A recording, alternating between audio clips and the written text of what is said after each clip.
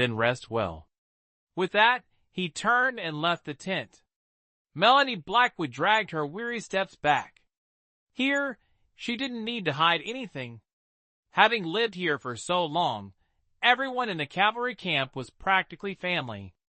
Louis Lane stood outside the tent, glancing around anxiously. Suddenly, his eyes lit up, fixing on the petite figure approaching. Lifting her feet with the utmost speed, she ran towards it. Melody Blackwood felt a sudden wall blocking her view, looked up in confusion, and found herself face to face with Louis Lane's goofy expression. A stinging sensation pricked her nose, and she fought back tears, asking, "Why are you blocking me?" Louis Lane quickly moved aside. "Melody Blackwood, where are you going?" "General Louis is inspecting the troops, saying there's a spy amongst us. It's almost our turn. Come back with me." He grabbed Melody Blackwood's arm and pulled her towards the tent. Melody Blackwood stumbled, nearly falling.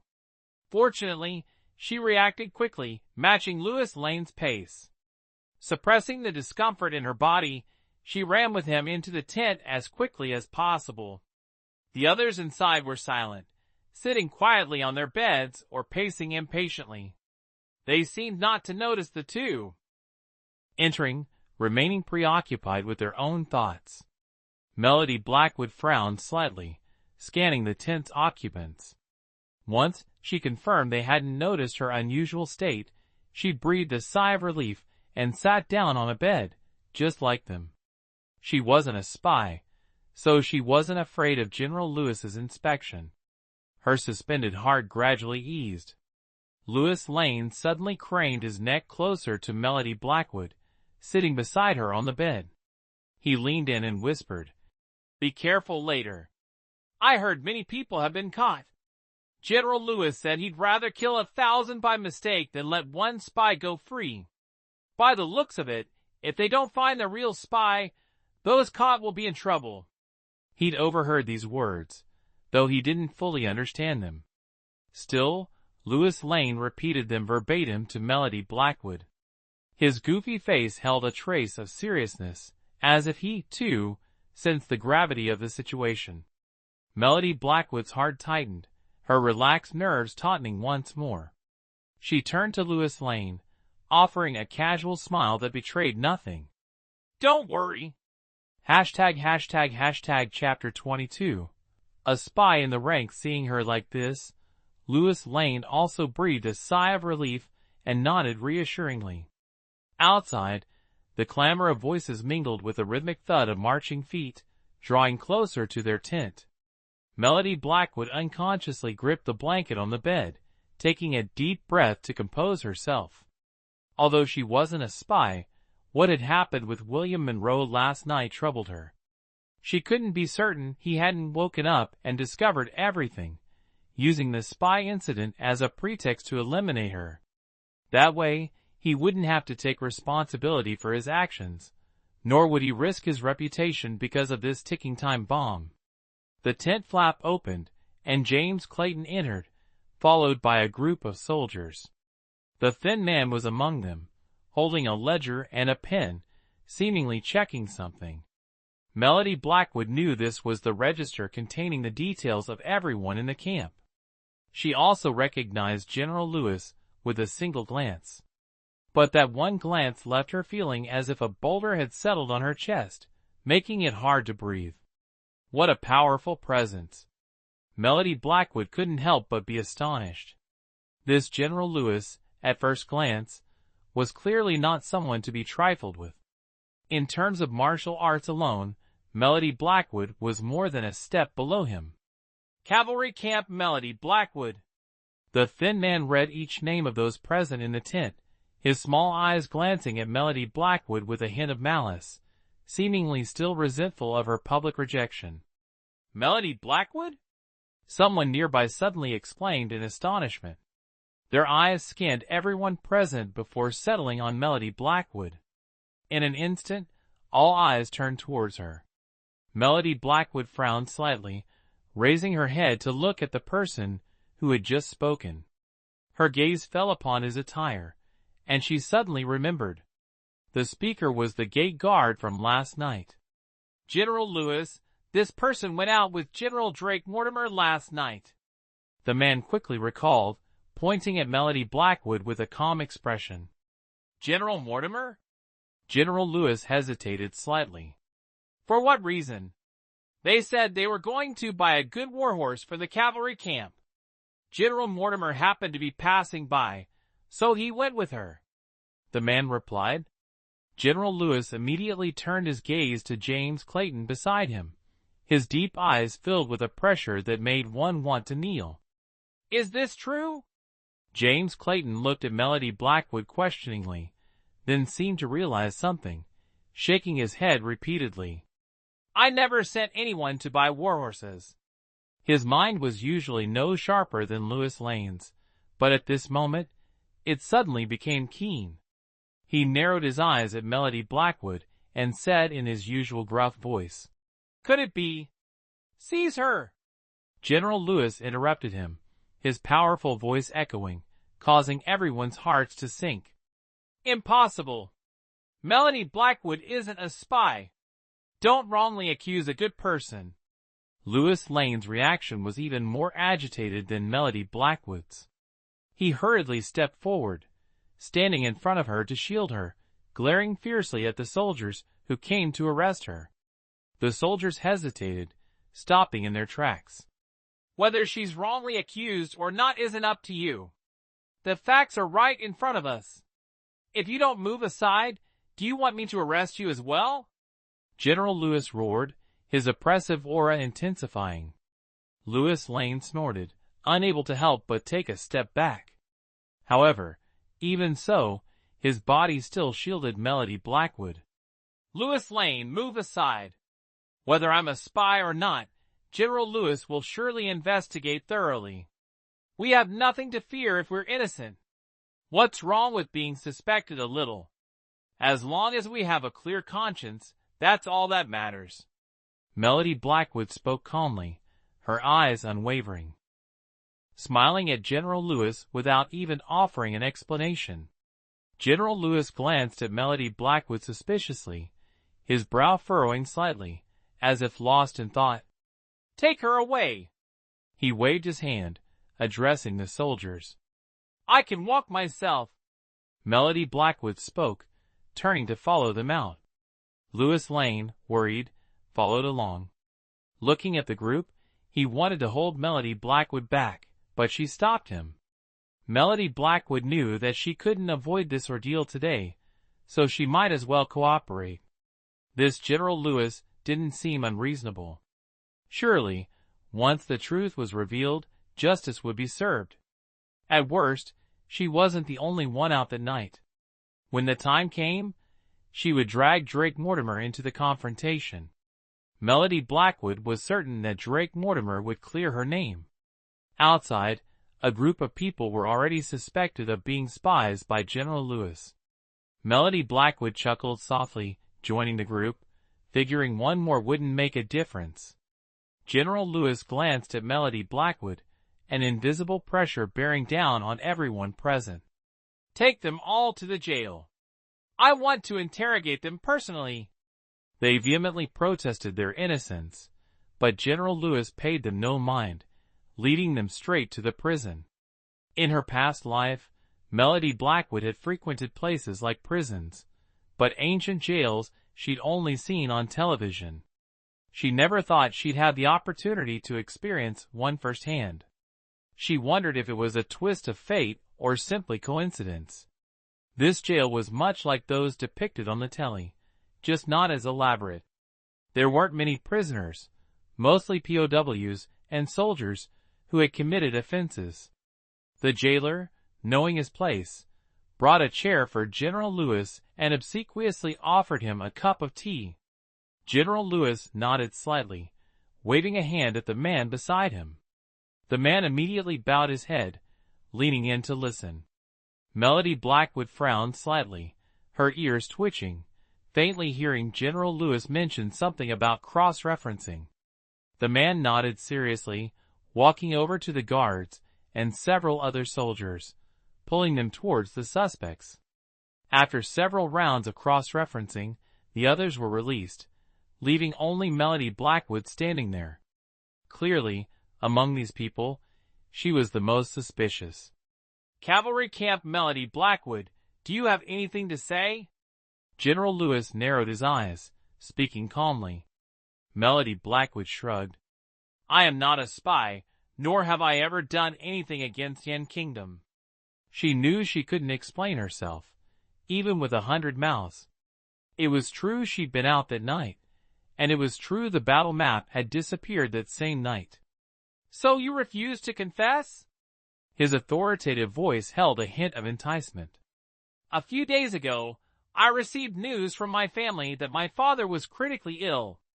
I risked leaving the barracks. If I were truly a spy, I would have already escaped. Why would I foolishly return to be captured and interrogated? Melody Blackwood replied, her tone neither arrogant nor fawning. General Lewis was momentarily speechless by her counter-question. His brow furrowed slightly, a sharp glint flashing in his deep-set eyes. He seemed to be considering the validity of her words. You make a valid point, but it doesn't clear your suspicion. General Lewis's face was serious. His innate intuition told him things weren't as simple as they appeared. General Lewis, the thin man beside him, who had been silent until now, suddenly spoke. His cunning eyes left the ledger in his hands as he grinned at the general. I have a way to make her confess. Oh, what method? General Lewis asked, clearly unmoved by Melody Blackwood's words.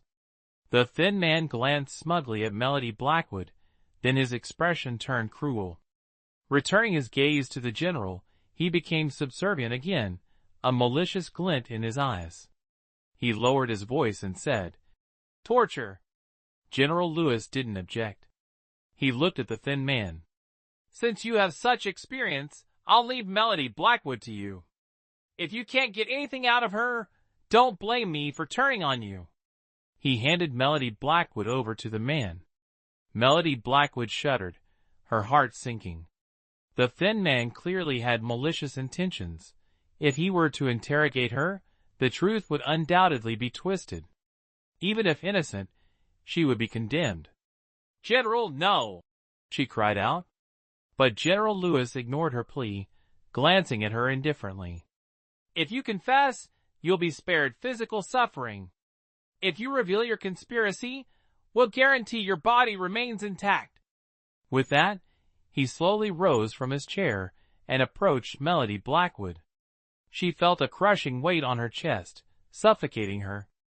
I, Melody Blackwood, act with integrity. I have no crime to confess, she gritted, her defiant gaze meeting General Lewis's. General Lewis chuckled, a cryptic glint in his eyes. She's yours, he said, turning to leave the cell. As the general departed, the thin man's face contorted into a sinister leer. He caressed her face, shaking his head with feigned regret. Such a pity, this face. You only have yourself to blame for offending the wrong person. Don't blame me for being heartless. His words held a double meaning, but Melody Blackwood couldn't grasp it. What did he truly imply? She couldn't fathom who she had offended, but it seemed a deep, irreconcilable grudge. This body held no such animosity in its memories, and she had even changed her identity, now living as the man, Melody Blackwood. This made it even more perplexing. Melody Blackwood could only conclude that this man sought personal vengeance. Who is this person? She asked, sensing a deeper complexity to the situation.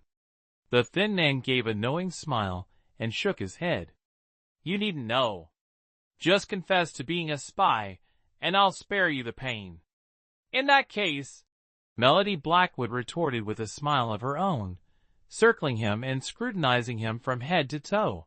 Perhaps the spy is none other than you, or this person you say I needn't know.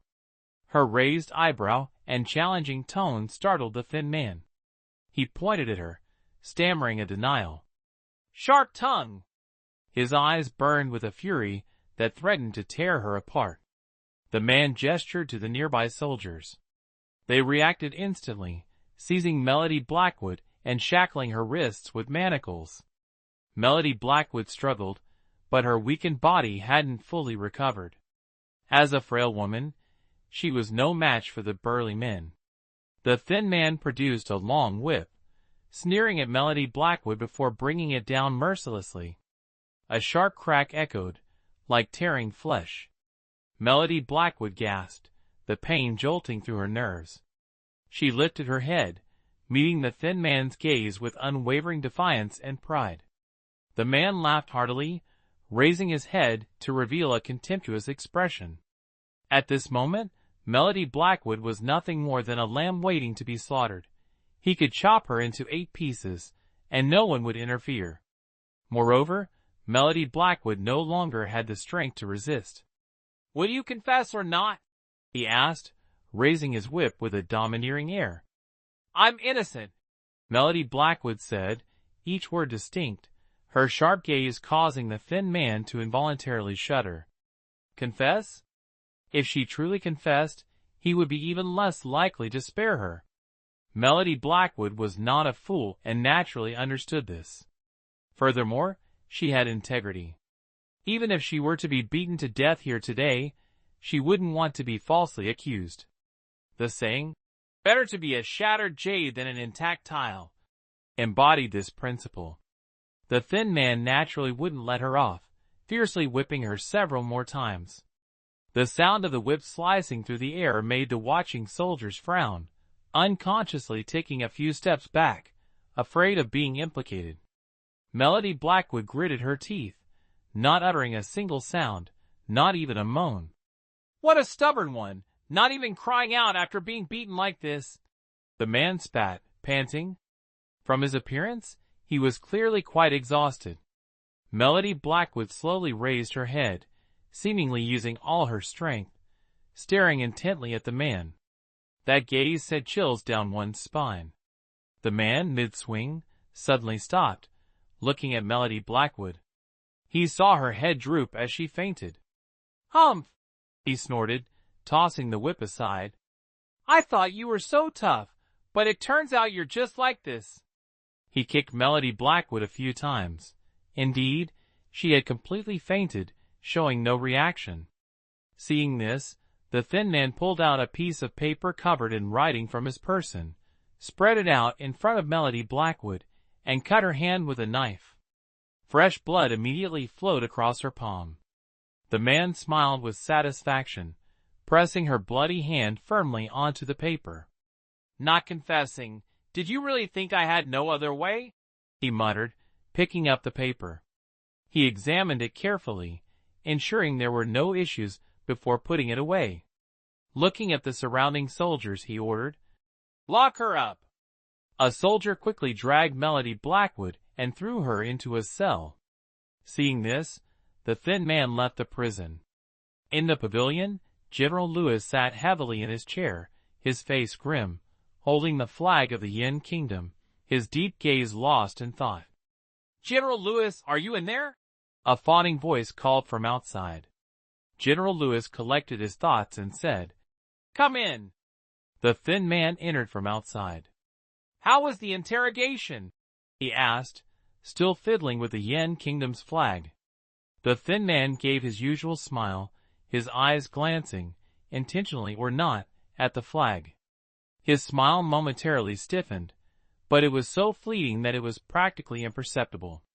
He took out the paper from his person and presented it to General Lewis.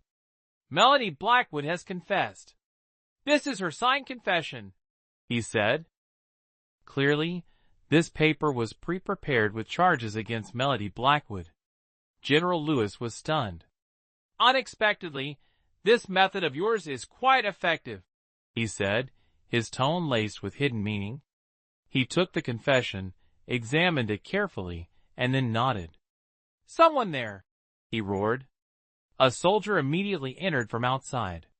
"Take this to the general, tell him the spy has been found, and ask for his judgment." He spoke, handing the paper to the soldier. The soldier nodded, acknowledging with a "yes" before quickly stepping outside. Elsewhere, William Monroe sat upon his bed, eyes closed in contemplation. The events of that night flashed through his mind. He vividly remembered the woman's bright eyes. Yet when he tried to recall further, the memory abruptly ceased. Beyond those eyes, he held no other recollection of her. Slowly retrieving a jade pendant from his side, William Monroe frowned slightly. This pendant, found at the scene, undoubtedly belonged to the woman, bearing no other carving save a single, elegant character. Me! It stirred a deep sense of intrigue. He felt almost certain that the woman must be a breathtaking beauty.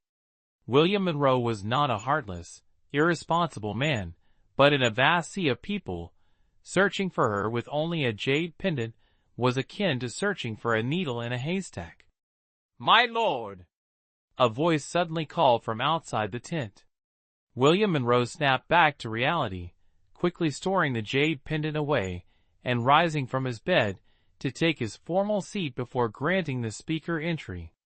The soldier knelt, presenting the paper before him. "General Lewis instructed me to deliver this to you, my lord.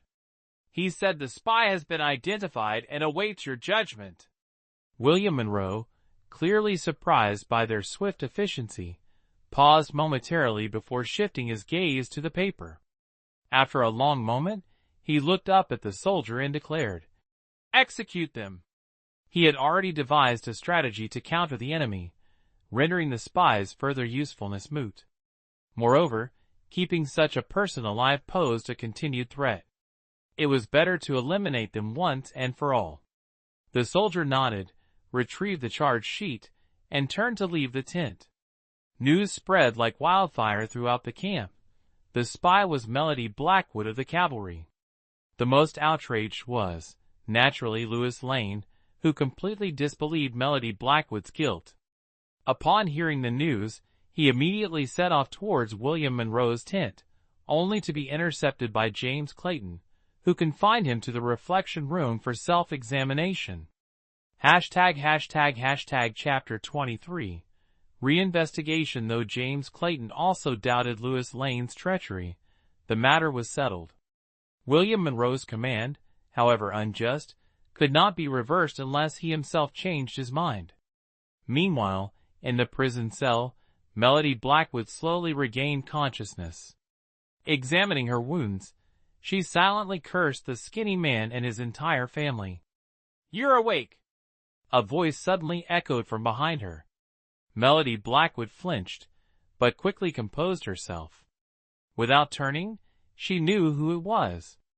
Addressing the skinny man's back, she said indifferently, "So, have you thought up a new form of torture? Are you planning to bathe me in salt water this time? I'm merely here to inform you that our general has decreed your execution tomorrow at noon." He naturally ignored the sarcasm in Melody Blackwood's words. Regardless of the process, as long as his goal was achieved, nothing else mattered. Boom! Melody Blackwood felt as if a bolt of lightning had struck her out of a clear blue sky, leaving her battered and bruised, refusing to cease. The thin man seemed quite pleased with her reaction, letting out a few proud chuckles before finally leaving. Despite her meticulous calculations, Melody Blackwood hadn't anticipated William Monroe's seeming indifference. She even felt, as she had previously suspected, that William Monroe had discovered her true identity and, to prevent exposure, had deliberately sought an excuse to eliminate her. After all, only the dead could keep secrets forever. But upon further reflection, she found it didn't matter. In her past life, she had witnessed countless scenes of bloodshed and violence, dancing on the edge of a blade numerous times, yet always managing to escape unscathed. Moreover, she wasn't a stranger to death. With the experience of her previous life, Melody Blackwood suddenly found it no longer terrifying. Her only concern was Mary Young, still living in the thatched cottage.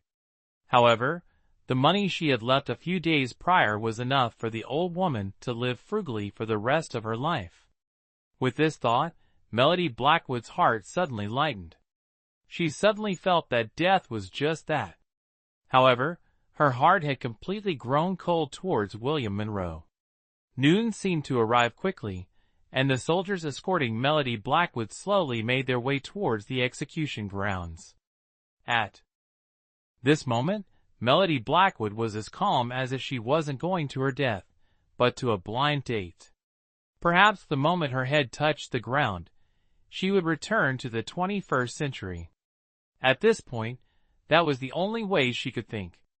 Meanwhile, Louis Lane was already pacing anxiously. He knew, of course, that Melody Blackwood was to be executed today. However, he also knew that Melody Blackwood couldn't possibly be a spy.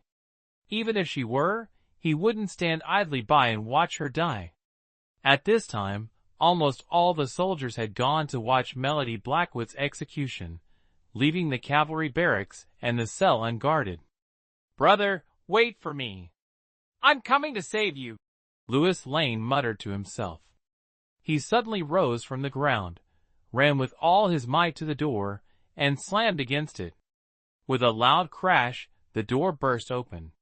Seeing this, Louis Lane immediately emerged, not caring if anyone was around, and ran towards where William Monroe was.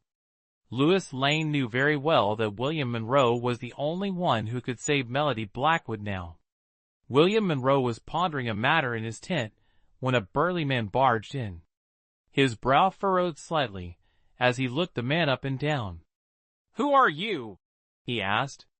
"Your humble servant, Louis Lane of the cavalry barracks, greets the general," he said, not forgetting his manners as he knelt and bowed. "Rise and speak," William Monroe said. However, Louis Lane remained kneeling, looking up at the man seated in the main chair. "I implore the general to investigate and seek justice for my brother, Melody Blackwood." Hearing this, William Monroe finally realized that Louis Lane hadn't come for a trivial matter. "Melody Blackwood?" he muttered, seemingly pondering something, his eyes lighting up as he asked, "Is he all right?" Clearly, William Monroe hadn't forgotten the frail young man he'd made an exception for during the recruitment that day. Louis Lane was taken aback by his reaction, but quickly recovered. "Our brother has been falsely accused of being a spy and is currently awaiting execution at the execution grounds. We implore the general to investigate and ensure an innocent man isn't wrongly killed." "You're saying he's the spy?" William Monroe abruptly rose from his chair, a sudden tension gripping him. On the charge sheet that day, the spy's name had been obscured by blood, and he hadn't seen it clearly. He hadn't expected such a small oversight to allow someone to exploit the situation. Louis Lane nodded, his face filled with grief. "We implore the general to investigate." William Monroe took a deep breath and asked, "What time is it?" "Less than half an instant stick before 3/4 noon," he replied. As soon as he finished speaking, he felt a gust of wind beside him. When he came to his senses, the person who had been sitting in the main chair was long gone. Louis Lane reacted quickly, rising and chasing after him. At the execution grounds, General Louis looked impassively at Melody Blackwood opposite him, his oppressive aura affecting everyone around him. He looked at Melody Blackwood with pity, shaking his head without saying a word. The thin man, on the other hand, maintained his arrogant and smug demeanor. If it were before, she would have surely given him a good thrashing. But things were different now. 3/4 noon has arrived. Commence the execution, General Louis declared without hesitation. This scene was just like something out of a television drama Melody Blackwood had seen. The executioner took a swig of alcohol and wiped his gleaming blade. With a loud shout, Melody Blackwood heard only the whistling of the wind beside her ear. Clang! The sudden sound of metal clashing rang out as the executioner's great sword was knocked away by a long sword. Melody Blackwood opened her eyes wide in astonishment, tilting her head to see the figures of William Monroe and Louis Lane approaching. General Louis and the thin man were both stunned, their gazes immediately turning towards the newcomer. "General, why are you here?" General Louis hastily rose and asked in bewilderment. William Monroe glanced at him indifferently, letting out a cold snort without replying. He walked over to Melody Blackwood, bending down to untie the ropes binding their hands. As their hands touched, Melody Blackwood felt a jolt as if electrocuted, quickly pulling back with a look of alarm. "Don't worry. If what your brother said is true, I will ensure justice is served," he whispered close to Melody Blackwood's ear, his voice gentle, unlike before. The thin man's face turned pale, the notebook and pen in his hands trembling uncontrollably. General Lewis frowned, puzzled by his unusual reaction. "What are you all doing gathered here instead of training?" William Monroe's voice was cold, his stern gaze sweeping over the watching soldiers. They couldn't help but shudder, quickly and wisely turning to leave. Seeing him like this, Melody Blackwood became even more perplexed. Looking up at William Monroe, her mind raced, trying to figure out why he had suddenly changed his mind and saved her, but she couldn't find an answer. Unless this entire affair is a treacherous plot by a villain. Thinking this, his eyes involuntarily glanced towards the thin man.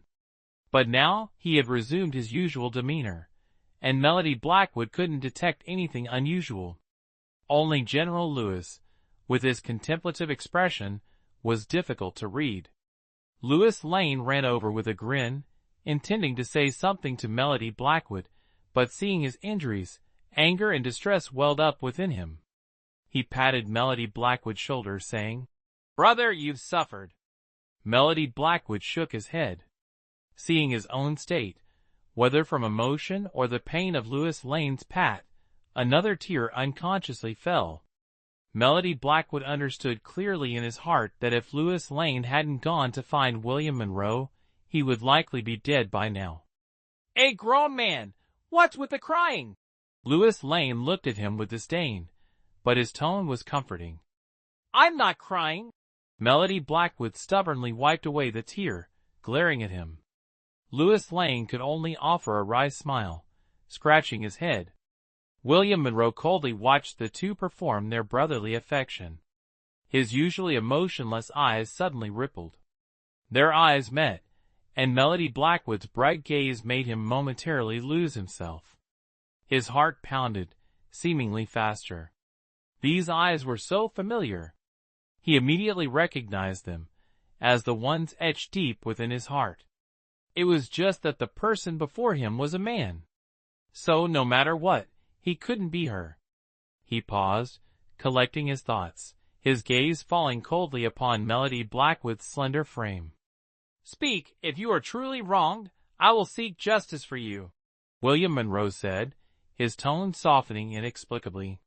Seeing Melody Blackwood's injuries, he frowned, shifting his gaze to General Lewis beside him, a hint of reproach in his eyes. But having been through many battles, the general was naturally not intimidated by such a trivial glare. His expression remained unchanged, his heart steady, standing in place with an indifferent look. Seeing this, William Monroe had to avert his gaze. "This humble one received news a few days ago that my father was gravely ill.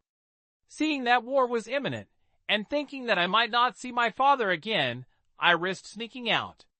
Only, I never expected that the battle map would also be stolen that night. If the general doesn't believe my innocence, please verify the timeline." Melody Blackwood spoke gloomily, his tone laced with grievance. "Is this true?" William Monroe asked, subconsciously feeling that every word she spoke was genuine.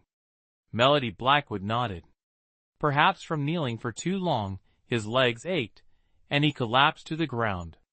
"With a body like that, he still wants to join the army," the thin man muttered, his face full of mockery.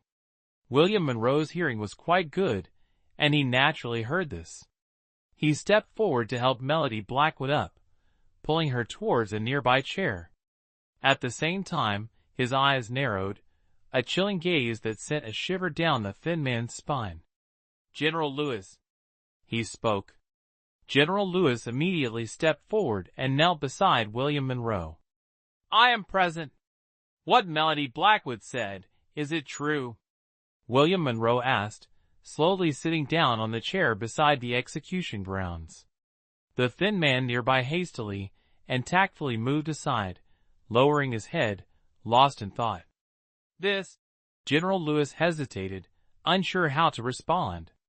His deep gaze fell upon Melody Blackwood, taking in her wretched appearance and innocent expression. A flicker of compassion stirred within him. Originally, from interrogation to pointing fingers, the thin man had handled everything. He saw the charges were established and didn't inquire further, now at a loss for how to answer William Monroe. The thin man's lips curled into a smirk. He knelt beside General Lewis. "If the general doesn't believe me, feel free to investigate," he said, then, as if performing a magic trick, produced a booklet from his side and rose, to respectfully present it to William Monroe. Evidently, it contained records of all the new recruits, and Melody Blackwood's information was naturally included. Only, it was all fabricated. Melody Blackwood's heart plummeted. She inwardly cried out, sensing trouble. If they truly investigated, she feared her female identity would be exposed. "Melody Blackwood, what's wrong?"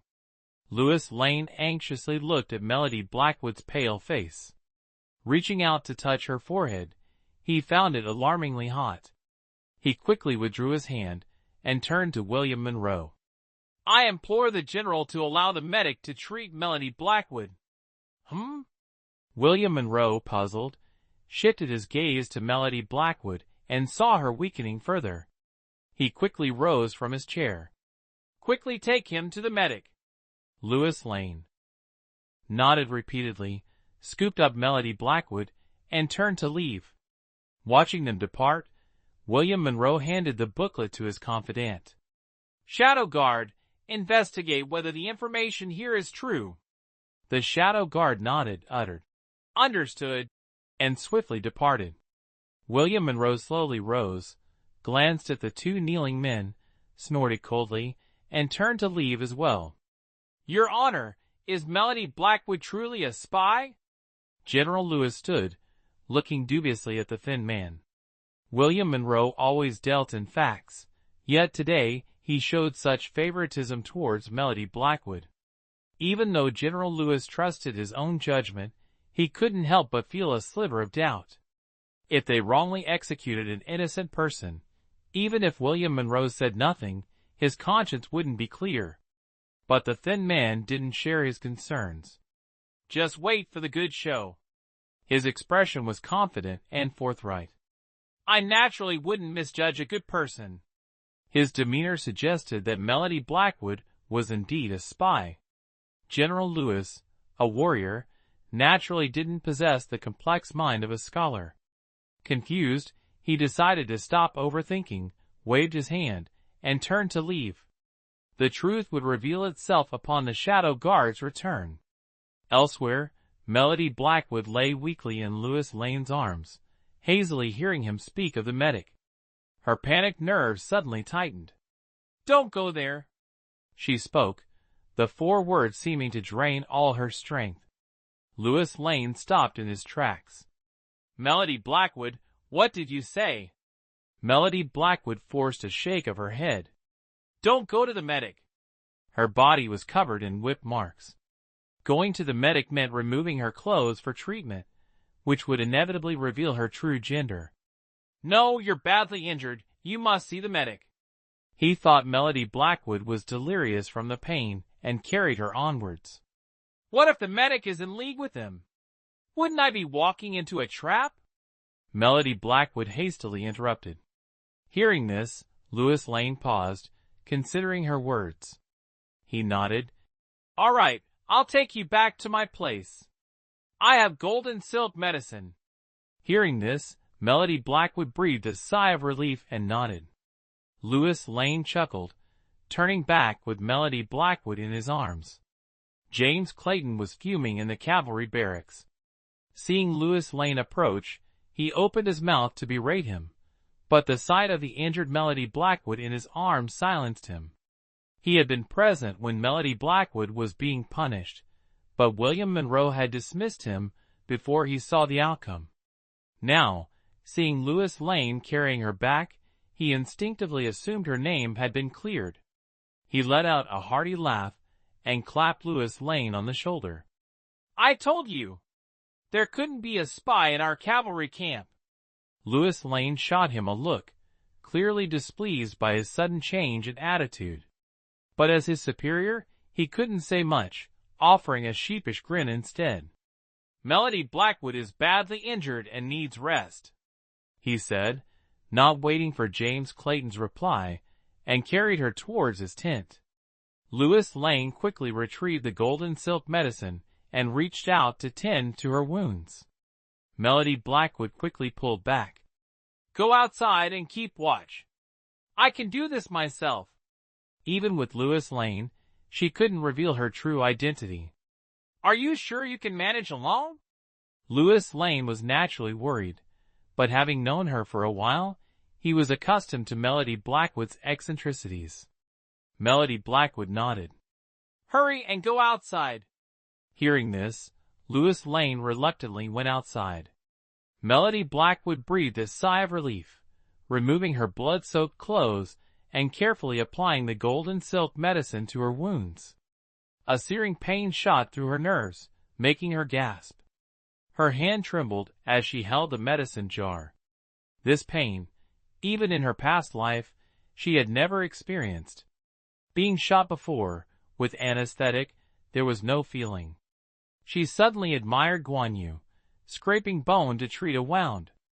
Unless one was a true iron-blooded hero, such pain would be unbearable. Melody Blackwood knew she wasn't Guan Yu, but this pain wasn't as bad as scraping bone. Thinking this, she suddenly felt the pain lessen. In a short while, she finished applying the medicine and changed into clean clothes. Only then did she call out to Louis Lane, who was still standing guard outside. "Melody Blackwood, are you feeling any better?" Louis Lane asked with concern, walking to the table to pour her a cup of water. Melody Blackwood nodded, her face still alarmingly pale. However, compared to her previous near-death appearance, she had indeed improved considerably. She took a sip of water, feeling instantly more alert. But with it came a surge of worry. Melody Blackwood's background was entirely fabricated. Now, with William Monroe investigating, she feared that when the truth came out, she wouldn't be able to escape the accusation of being a spy. She wasn't worried for herself, but for Louis Lane. Her conscience would never forgive her if he were implicated. "Louis Lane, have you seen General Drake Mortimer?" Melody Blackwood inquired. Only he could lend her a hand now, but since her confinement, Drake Mortimer had vanished without a trace. Even Ethan Mortimer's whereabouts were unknown. #### Chapter 24. She's alright. Just lost a lot of blood. She had never been able to fully understand these two brothers, yet Melody Blackwood instinctively felt they were trustworthy. "Haven't seen him." Louis Lane shook his head, looking at Melody Blackwood quizzically. "Why do you ask?" "No, I must find him." Melody Blackwood got out of bed, but her legs wobbled, and she nearly fell. Louis Lane rushed forward to support her. "Let me go and look for him." "But I believe General Mortimer had some business to attend to outside, and hasn't returned for several days." Melody Blackwood's spirits sank. She sat down heavily on the bed, frowning, unable to think of a solution. Footsteps suddenly sounded beside them. James Clayton, his face impassive, looked at Melody Blackwood. "The General summons you." Melody Blackwood's heart sank, but her expression remained unchanged. She nodded, gave Louis Lane a few instructions, and then limped towards the command tent. She knew in her heart that this summons likely boded ill. But if she revealed what happened that night, perhaps there was still a sliver of hope. Inside the command tent, William Monroe stared at the ledger in his hand, his face grim and his eyes dark. He was clearly on the verge of fury. Because the place Melody Blackwood mentioned wasn't far, the Imperial Guards quickly investigated. The seriously ill father Melody Blackwood spoke of didn't exist. Nor could they find any information about Melody Blackwood's alleged family, and there were no records of her in the government registry. It was as if she had appeared out of thin air. This inevitably led to suspicions that Melody Blackwood was a spy. Even if William Monroe wanted to protect her, faced with the facts he couldn't. After all, this matter concerned the survival of the entire Yin Kingdom. If his compassion led to ruin, William Monroe would be a sinner for eternity. Yet, when he looked into Melody Blackwood's eyes, he couldn't help but be captivated. Something within him kept manipulating his thoughts, preventing him from believing in her innocence. The thin man stood to one side, a smug look on his face. Clearly, he had anticipated this outcome. It seemed everything was proceeding according to his plan. As for General Lewis, he remained as ever, an aura of authority subtly emanating from him. "General, the person you requested has arrived," a soldier's voice called from outside the tent. A glint of light flashed in William Monroe's eyes, then faded as he calmly replied, "Let her in." "Yes, sir." As the words fell, Melody Blackwood slowly entered the tent. Though she had changed into clean clothes, she still appeared frail, her steps unsteady. Standing before William Monroe, her eyes met his, and she paused, a complex emotion flickering within them. But then her expression returned to normal as she bowed, a sharp pain shooting through her. Melody Blackwood gritted her teeth and knelt down, another wave of pain coursing through her nerves. Suppressing the dizziness, she spoke in a low voice. "Your humble servant greets the general." William Monroe, knowing her injuries were severe, looked at Melody Blackwood with concern.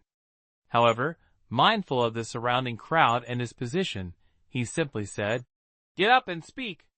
"General, Melody Blackwood's guilt is now clear. I'm afraid you can no longer intervene." The thin man spoke, looking triumphantly at Melody Blackwood with a sneer. Melody Blackwood frowned slightly, the sneer seeming familiar, reminiscent of Lily Blackwood's expressions. "Melody Blackwood, do you confess?" He still couldn't believe she was the spy. Melody Blackwood shook her head, her calm eyes showing no panic. "There's no shortage of reasons to frame someone. The truth is clear to some, but my words won't be believed. If you consider the evidence conclusive, then kill me." She offered no further explanation, lazily looking up at William Monroe with a defiant gaze that startled him.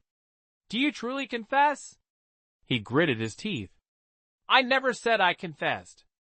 Melody Blackwood was taken aback by his strange logic. "If you believe me guilty, I have nothing more to say." She shrugged indifferently. It was just death, something she'd faced before. "General, why do you hesitate?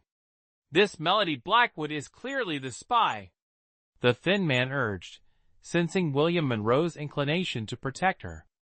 "General Lewis, what are your thoughts?" William Monroe addressed General Lewis, who had remained silent. "I defer to the general's decision." With William Monroe taking the lead, General Lewis felt safe remaining noncommittal. "Then proceed with the prior judgment." He waved his hand, the words seeming to drain him. "A wise decision, General." The thin man quickly flattered, his obsequious manner repulsive. Melody Blackwood gave a cold laugh, casting a meaningful glance at William Monroe before her head swam and she collapsed. "Melody Blackwood? What's wrong?" William Monroe's worried voice rang out. "Quickly, get the medic," he shouted, a nameless fear rising within him. In her daze, the word medic jolted Melody Blackwood's nerves. She bit her tongue, fighting to maintain consciousness. She struggled to open her eyes, but couldn't make a sound. The medic rushed in, then froze, seeing William Monroe holding a frail man with a worried expression. He looked back and forth between them, a knowing look on his face, his brow furrowed in speculation. "What are you standing there for? See to him." William Monroe's shout snapped the medic back to attention. answering with a, "Yes, sir." The medic went to Melody Blackwood's side and took her pulse. "Oh," the medic uttered softly, stroking his beard, a knowing glint in his eyes. Turning to see William Monroe's worried face, he adopted an expression of sudden understanding. He carefully approached William Monroe, leaned in, and whispered, "General, is this the woman you smuggled into camp?" William Monroe was taken aback. "What are you saying?" The medic chuckled, nodding with a knowing look. "She lost a lot of blood, her body is weak, and she was agitated." "What did you just say?" William Monroe asked, frowning. The medic's white beard trembled as his eyes darted around before landing on Melody Blackwood in William's arms. "Isn't this the woman you brought back to camp?" This time he didn't lower his voice, so everyone in the tent heard him clearly. William Monroe, the other man, and General Lewis were stunned, all turning to look at Melody Blackwood. Looking closely, she did bear some resemblance to a woman. The medic, also taken aback by their reaction, paused before continuing. "She needs treatment as soon as possible, otherwise there will be lasting consequences." William Monroe finally snapped out of his daze and turned to the medic. "Follow me." He then carried Melody Blackwood to the resting area behind the tent. The other man and General Lewis exchanged glances. The man, agitated, made to follow, but General Lewis stopped him. "Wait here." It seemed like an eternity before the medic emerged, wiping sweat from his brow with a tattered floral handkerchief and letting out a sigh of relief. "How is she?" The other man, even more anxious than General Lewis, rushed forward to ask. The medic smiled calmly. "With my skills, there's no injury I can't heal." "Where is the general?" General Lewis inquired. "He's inside applying medicine to her. It wouldn't be proper for an outsider like me to be in there." He chuckled, giving them both a knowing look and raising an eyebrow. "Is this our future princess?" The two men tacitly turned away in silence. "Did I say something wrong?" The medic looked puzzled, then shook his head, dismissing the thought. Suddenly, the tent flap was lifted, and Drake Mortimer entered. His gaze swept over everyone present, his lips pressed together slightly. "Where is the general?" "He's inside tending to his future princess." The medic chuckled habitually, giving Drake Mortimer a knowing look. "Future princess?" Drake Mortimer murmured in confusion. "Who is she?" The three men simultaneously shook their heads, then turned to look at William Monroe. After a long moment, William Monroe emerged, the astonishment still evident in his eyes. He had always prided himself on his intelligence, yet he had been deceived by a mere slip of a girl for so long. The distinctive blue meridians on her body further complicated matters. Others might not know, but William Monroe was well aware that this was a characteristic mark of the Blackwood family. Its presence on her could only mean one thing: she was one of the Blackwoods. Leaf and Blackwood were also synonymous. What puzzled William Monroe even more was that he wasn't angry. Instead, he felt a strange sense of elation. A voice within him whispered that Melody Blackwood wasn't a spy. But faced with the evidence before him, he felt powerless. "She's all right now," William Monroe spoke, then turned to the medic. "I trust one don't need to tell you what should and shouldn't be said about today's events." The medic nodded vigorously, his eyes narrowing to slits. I understand. He chuckled, picked up his medicine box, and turned to leave.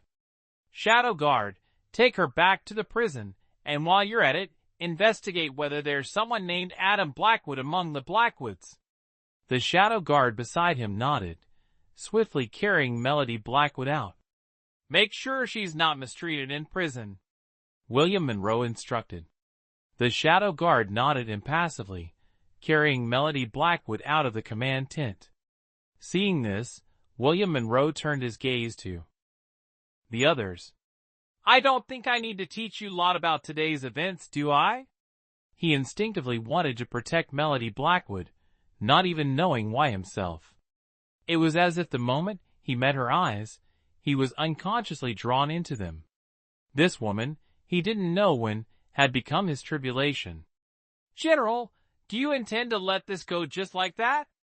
General Lewis looked at him sternly, neither arrogant nor fawning. Her identity is somewhat special. Let the Shadow Guard investigate thoroughly before making a decision. William Monroe always felt that the matter wasn't as simple as it appeared. Hearing him say this, the thin man's face immediately fell, but he didn't dare to say anything. You two may leave. I have important matters to discuss with General Mortimer. William Monroe waved his hand, dismissing them. Drake Mortimer, who had been silent until now, finally spoke. That woman? Let's talk business. William Monroe clearly didn't want him to ask about her, cutting him off as he slowly sat down. How's the investigation going? She's Melody Blackwood, isn't she? Drake Mortimer asked, phrasing it as a question, yet sounding utterly certain. William Monroe paused, nodding slightly, then his eyes revealed a hint of doubt. How did you know? Drake Mortimer chuckled, his gentle gaze seemingly capable of melting the winter frost. I guessed, he said, then pulled a stack of papers from his side and handed them to William Monroe. This is the information I've gathered on the enemy. You knew all along? William Monroe didn't even glance at the documents, his eyes fixed on Drake Mortimer, a strange atmosphere rising between them. Huh? Drake Mortimer was clearly taken aback by his reaction, then laughed. This isn't like you. We should discuss official business first. We can talk about this later. William Monroe frowned slightly, about to speak, when he heard a commotion outside. The voice, he knew immediately who it was. The two men looked at each other, William Monroe clearly seeing the words, "Bend for yourself," in Drake Mortimer's eyes. He couldn't help but let out a wry chuckle. Before he could even stand up, a petite figure walked in. Kim, dear. The young woman wore a green silk dress, draped with a thin white veil, her hair in a small, elegant bun. Her large eyes were beautiful, but the faint hint of fierceness within them marred their overall beauty. Her thin lips were slightly upturned, her smile carrying a hint of shyness. Looking at William Monroe, she intimately stepped forward and took his arm. The newcomer was none other than Lily Blackwood, the Marquis Melody. Drake Mortimer grinned at him. You two carry on. With that, he turned and left without looking back. William Monroe's lips twitched slightly. His briefly composed mood was disrupted as he pulled his arm away from Lily Blackwood, resuming his usual indifferent expression. What brings the princess here? He spoke, his voice carrying a hint of aloofness. Lily Blackwood, evidently accustomed to his aloofness, smiled as if nothing had happened. I heard there was a spy in the barracks, so I came to have a look, and also to visit you. Her voice was exceptionally sweet, sickeningly so, making one want to recoil rather than partake. The spy has been apprehended. There's no need for the princess to concern herself. This is a military camp, after all. It's not appropriate for a lady to wander in and out. William Monroe replied indifferently, inwardly groaning at the sight of Lily Blackwood. Lily Blackwood, however, interpreted his dismissal differently. With a coy smile and tilted head, she looked shyly at William Monroe. Are you concerned about me? But my mystic weapon is so powerful, few here are a match for me. She spoke with an air of arrogance. Seeing William Monroe's silence, she took a step closer. I have good news for you. William Monroe gave a faint smile, subtly stepping back. What good news? Lily Blackwood's face flushed. Lowering her head, she murmured, His Majesty wishes to betroth me to one of the princes. He said you are the son he is most pleased with. The implication was clear. As if overcome with shyness, she lowered her head further, turning away from William Monroe. The dragon has 9 sons. William Monroe said mildly, a faint smile playing on his lips. I wonder if the princess will be my elder or younger sister-in-law. At his words, Lily Blackwood abruptly lifted her head and turned to gaze intently at William Monroe. After a moment, a sweet smile spread across her face, and she spoke in a coquettish tone. I share His Majesty's sentiments. Clearly, she meant that she, too, favored William Monroe above all others, implying her desire for him to be her future husband. That's good. It would be a shame to disappoint His Majesty. William Monroe nodded, his expression thoughtful.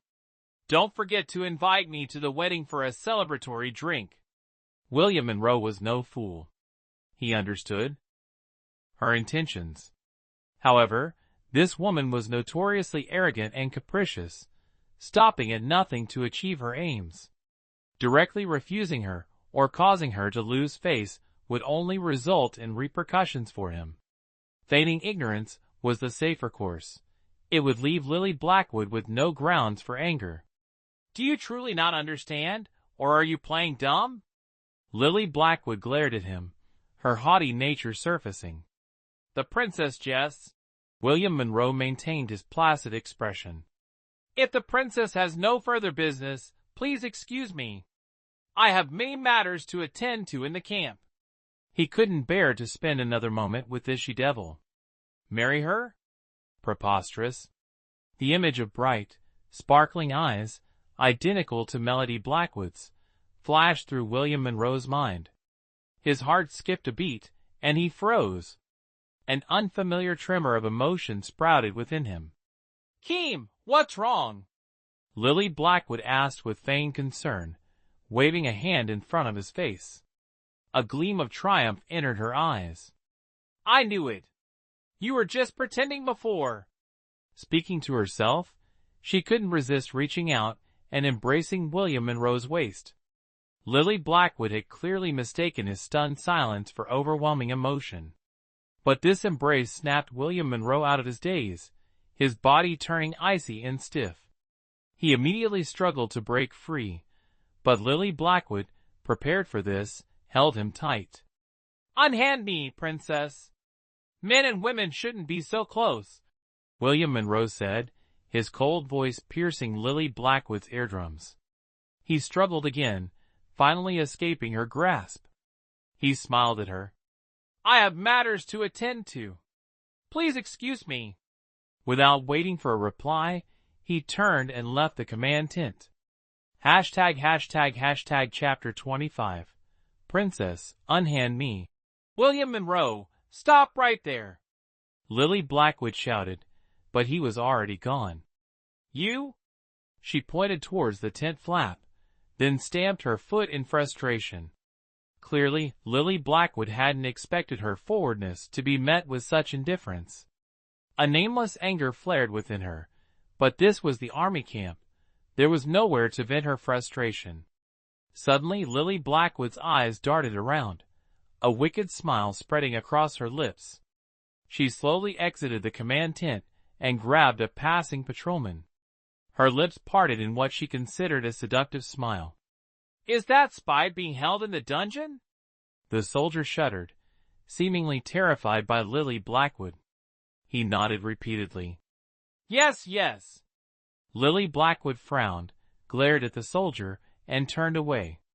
The soldier sighed in relief, as if he had just escaped death.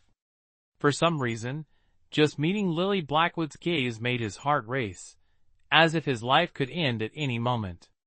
Unaware of her intimidating aura, Lily Blackwood went straight to the dungeon where General Lewis was checking on Melody Blackwood.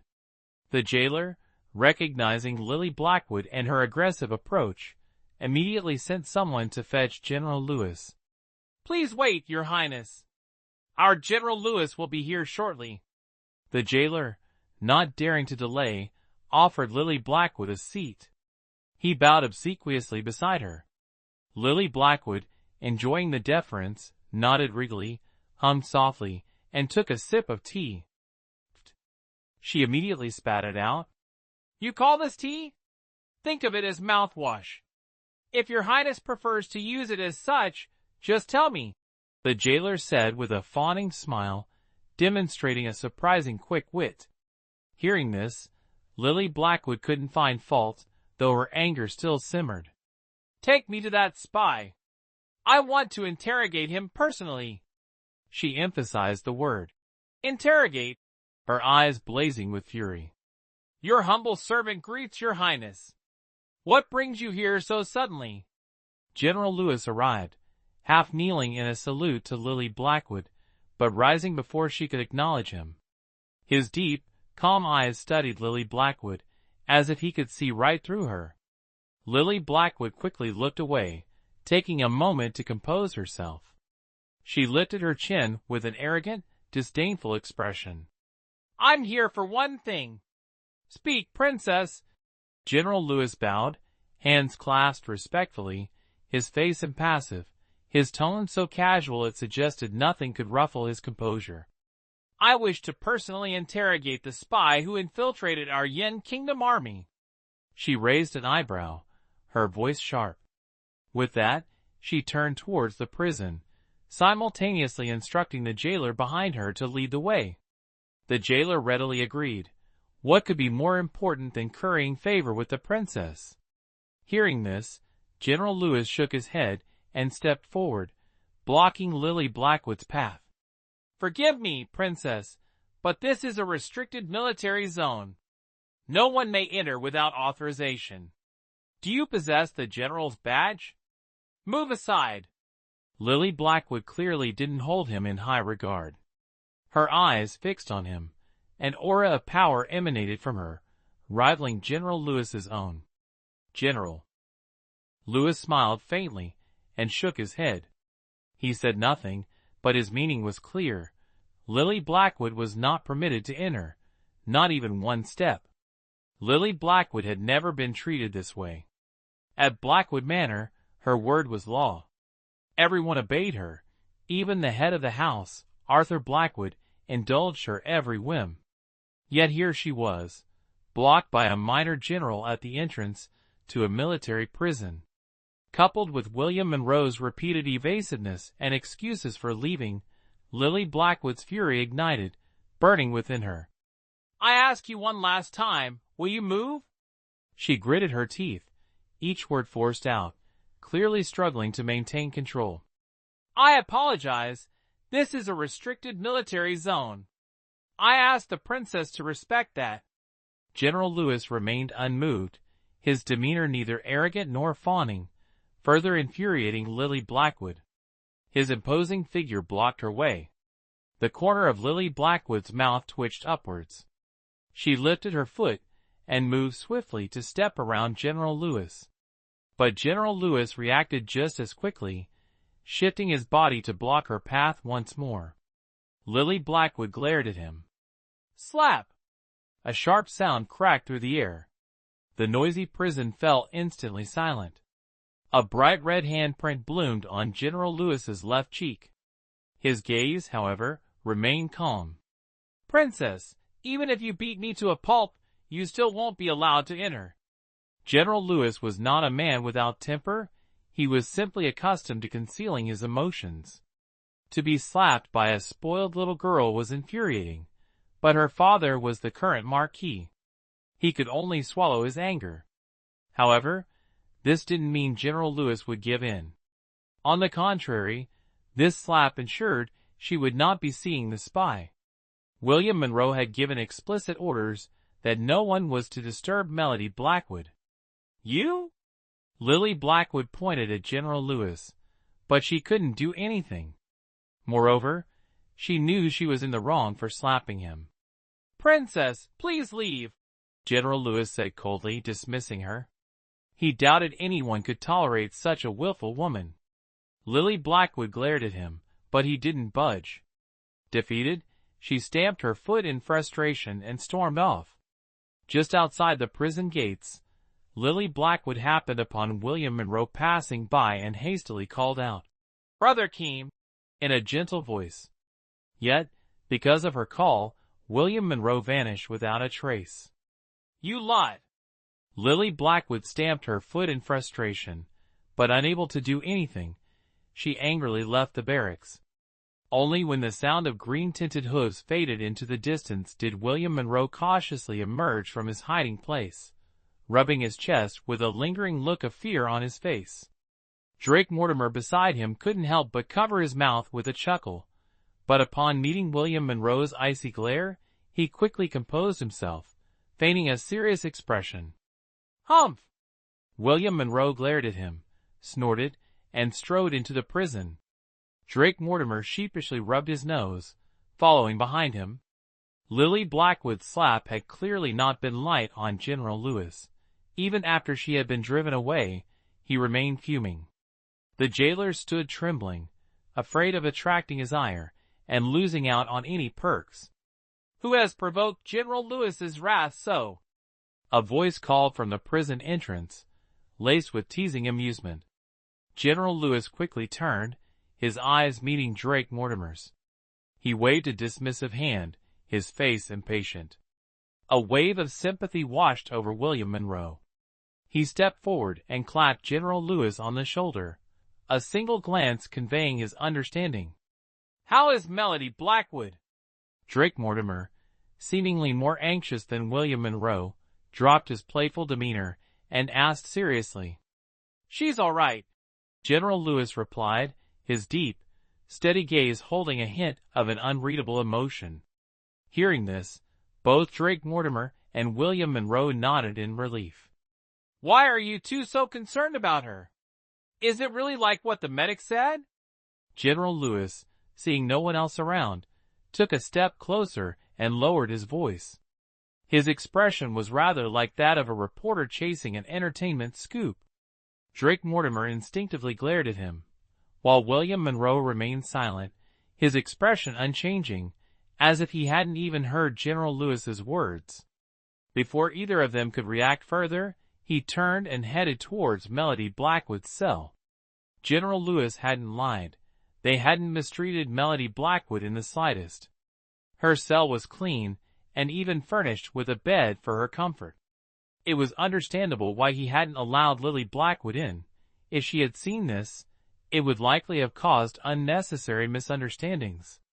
If she wasn't properly appeased and went to complain to His Majesty, not only would Melody Blackwood's life be difficult, but they too would face repercussions. William Monroe nodded in satisfaction.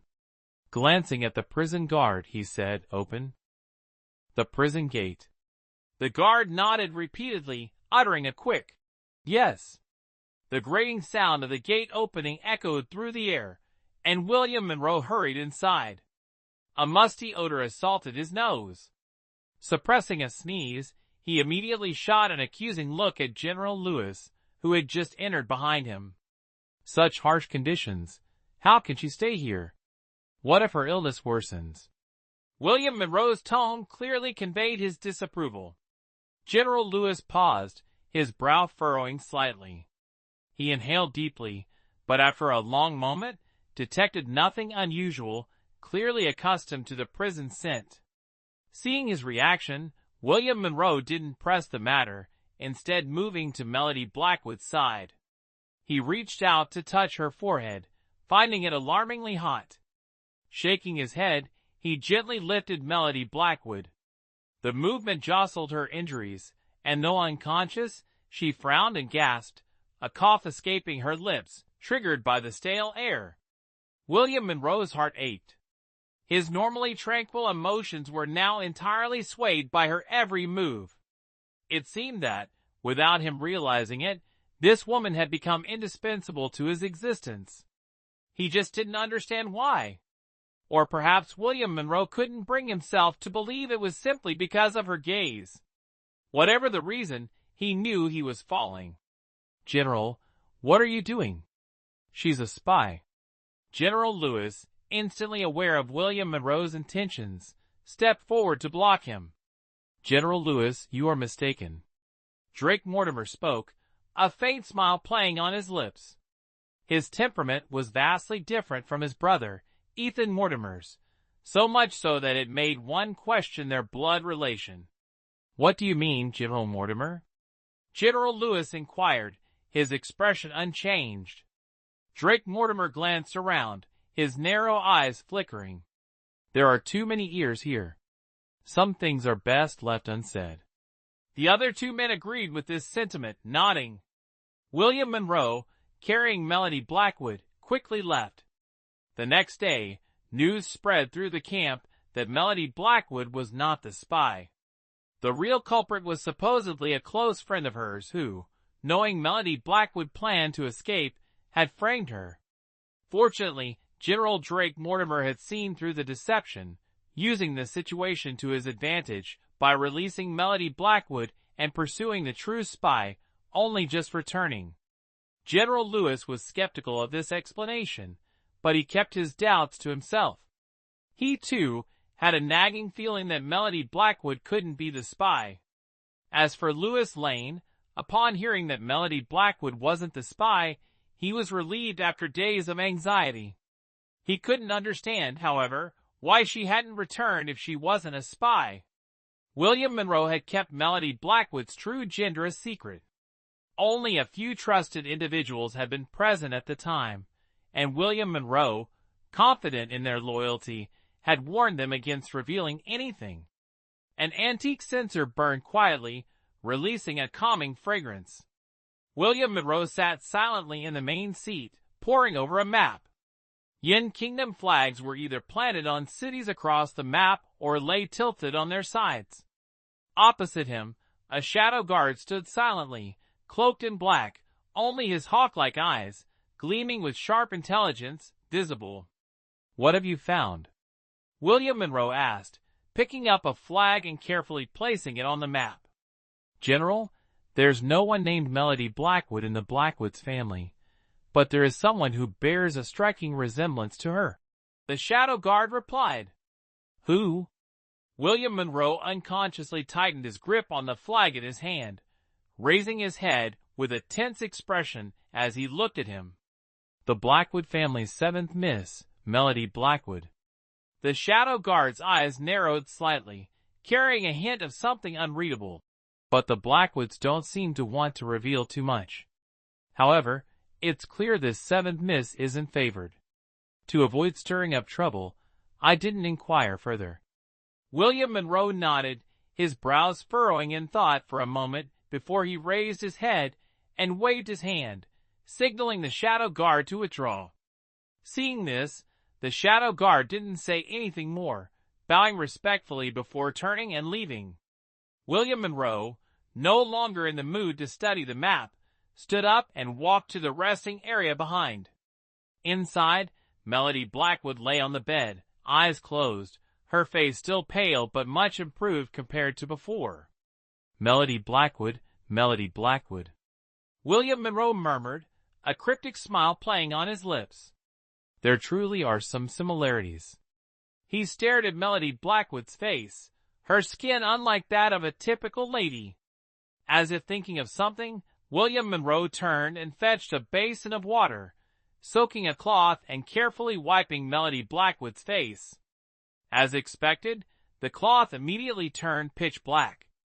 In just a moment, the entire basin of clear water transformed into murky blackness. And Melody Blackwood, with the grime removed, revealed a true beauty. Her willow-like eyebrows curved gently, long lashes framing her straight, high nose. Only her lips lacked color, making her complexion appear even paler. A wave of tenderness washed over William Monroe. He unconsciously reached out to touch her smooth face, shaking his head. Such a foolish girl. Living a comfortable life in the Marquis household wasn't enough. She had to come to the military camp to suffer. He didn't know that Melody Blackwood had been forced. Given a choice, no one would willingly come to this place. Protect the country? Her country was somewhere far away. Towards this Yin Kingdom, Melody Blackwood held no such lofty ideals. "MMM." A soft moan escaped the lips of the figure on the bed, her brows furrowing slightly in apparent pain. "Water, water." The broken words drifted from her mouth. William Monroe reacted instantly, stepping forward to pour a cup of water and bring it to Melody Blackwood's lips. She drank it down in a daze. Melody Blackwood had thought this time she was done for, but unexpectedly she woke up. Opening her eyes, she saw the familiar tent of the military camp, only this one was far more luxurious than the one she had been in. She moved her head slightly, but a sharp pain shot through her, forcing her to inhale sharply and stop. "What's wrong?" William Monroe's voice sounded, his usually cold face filled with concern. Melody Blackwood was startled by the sudden voice, her muscles tensing. Her eyes darted around before locking onto William Monroe by the bed. Seeing this, Melody Blackwood was startled again. She tried to turn her head, but the pain prevented her from moving. She could only look at him with difficulty. "Why are you here?" she asked, her voice hoarse. "This is my tent. Why do you ask why I'm here?" William Monroe countered innocently, his gaze falling on the wound on her neck as he reached for a jar on the table. "What are you doing?" Melody Blackwood instinctively defended herself. But her body was covered in wounds, and the slightest movement caused excruciating pain, so her defense was thwarted before it could even begin. "Applying medicine for you. If you're awake, you'll likely recover in a few days. Army medics aren't as good as imperial physicians, but for treating these wounds, those imperial physicians are no match for us," William Monroe said, his voice gentle, as if he had become a different person. Before Melody Blackwood could recover, his hands touched her shoulder. Seeing her slight resistance, William Monroe gave a captivating smile and rambled. "Your wounds weren't serious to begin with. If you hadn't applied that adulterated golden sore medicine, making them worse, they would have probably healed already." Hearing this, Melody Blackwood's face darkened. No wonder applying the medicine hurt so much. It turned out that Lewis Lane's treasured family remedies were all expired.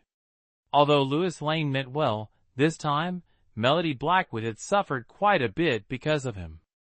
#### Chapter 26 Personal Bodyguard.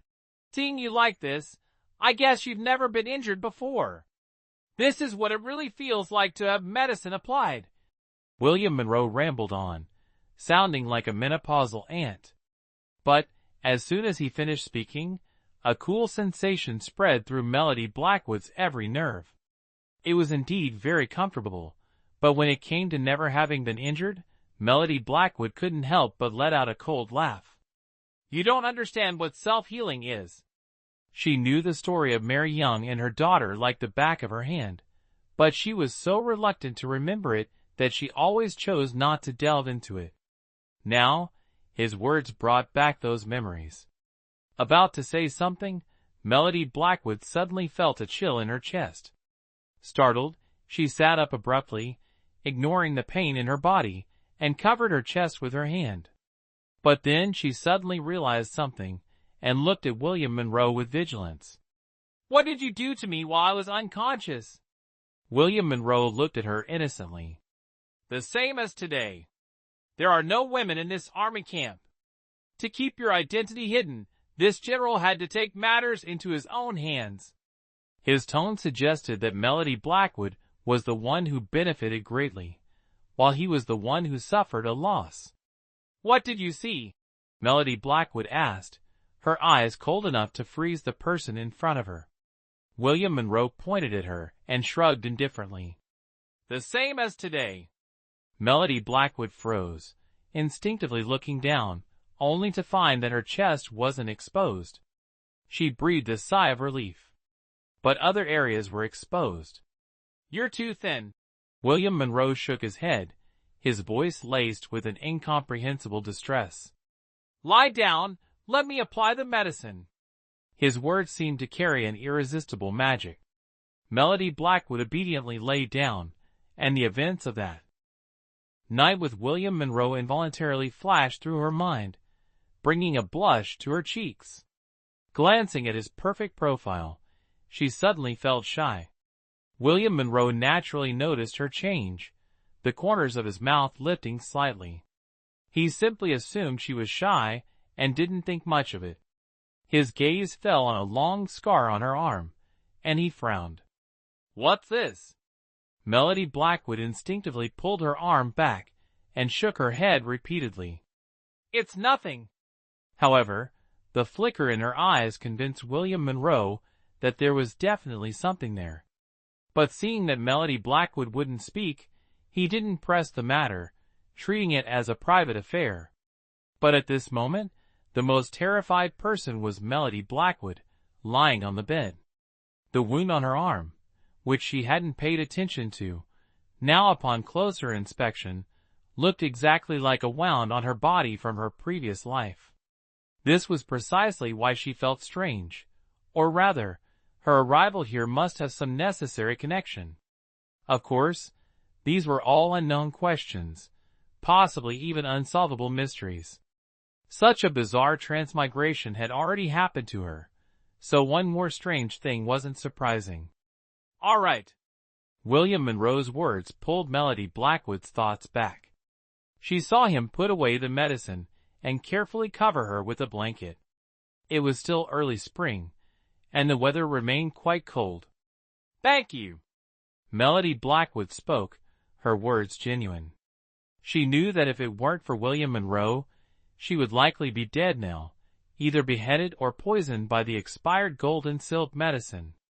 However, she didn't quite understand. If William Monroe hadn't wanted her dead, then who did? Of course, sometimes, there didn't need to be a reason for wanting someone dead. You're welcome.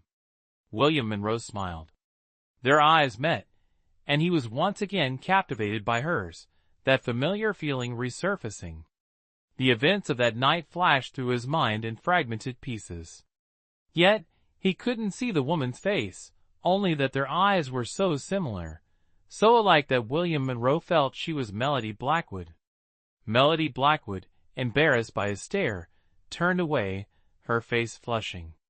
It seemed that before him, all her defenses crumbled. He coughed, averting his gaze. The air immediately became awkward. William Monroe silently regretted his actions. Suddenly, as if remembering something, he looked back and asked, "Are you Melody Blackwood? The seventh miss of the Marquis household?" As soon as he finished speaking, the already awkward atmosphere intensified. A hint of mockery appeared on Melody Blackwood's lips. "General, you overestimate me. You can say that seventh miss of the Marquis household title for someone else." The three words, seventh miss, grated on her ears. She was nothing more than a disregarded servant girl. As for that dysfunctional Marquis household, if she had a choice, she would never have gone there. William Monroe frowned slightly. He had intended to ease the tension, but it had backfired. "The army camp doesn't accept women. Are you trying to send me away?" Melody Blackwood countered. William Monroe looked at her, thought for a moment, and nodded. This wasn't a game. Marching and fighting always carried the risk of death. No matter how skilled he was, he couldn't protect her all the time. "Do you know that women are no less capable than men?" Melody Blackwood spoke, regaining her usual composure. Huh? Clearly, he had never heard such a statement before. "Women refers to us women, men refers to you men. A general as intelligent as you must understand my meaning," Melody Blackwood explained. Hearing this, William Monroe suddenly burst into laughter. "If you don't want to say anything, I won't force you. Tomorrow morning, I'll deliver you safely to the Marquis." He naturally understood the meaning of this sentence, but Melody Blackwood's frail appearance made it difficult for him to associate her with the word woman. William Monroe had every reason to believe she was here against her will. Hearing him say this, Melody Blackwood's face immediately fell.